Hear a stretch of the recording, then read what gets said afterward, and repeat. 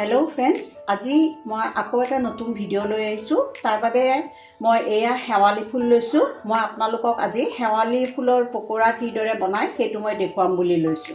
এতিয়া আহকচোন কিদৰে মই বনাও সেইটো আপোনালোকে চাওক। ইয়াতে মই এতিয়া হেৱালী ফুলখিনি ভালদৰে ধুই লৈছো।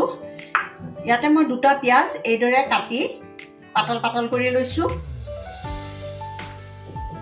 পিয়াজ অলপ সৰহ হ'লে খাবলৈ ভাল লাগিব। বেচন ইয়াতে মই আধা কাপ লৈছো।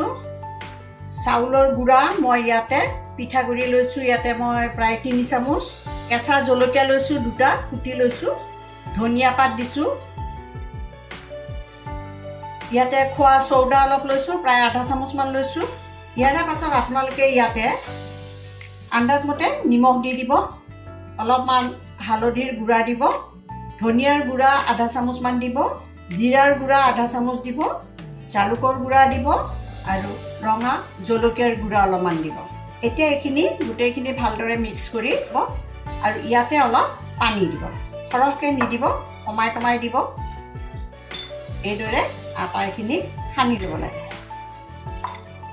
যদি বেচন বা চাউলৰ গুড়া কম হোৱা হেন পায় তেতিয়াহ'লে আপোনালোকে আৰু অলপ ইয়াতে দি দিবলৈ পাৰে। এয়া এইখিনি মই এটা বাচনত মিক্স কৰি ললো। এয়া মই এখন পেন বহাই দিছো আৰু ইয়াতে মই অলপ সৰহকৈ মিঠাতেল দি দিছো। পকৰি সাধাৰণতে মিঠাতেলত খাবলৈকে বেছি সোৱাদ লগা হয়। গৰম হোৱাৰ পাছত মই অলপ জুইটো কমাই দিছো আৰু মই এইখিনি ইয়াতে এতিয়া এটা এটাকৈ ভাজি যাম।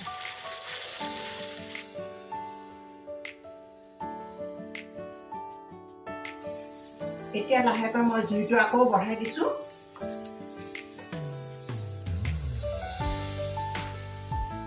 ভালদৰে ৰঙচুৱাকৈ এইদৰে পকৰিখিনি বনাই ল'ব লাগে। মোৰ এইখিনি এতিয়া ভজা হৈ গৈছে।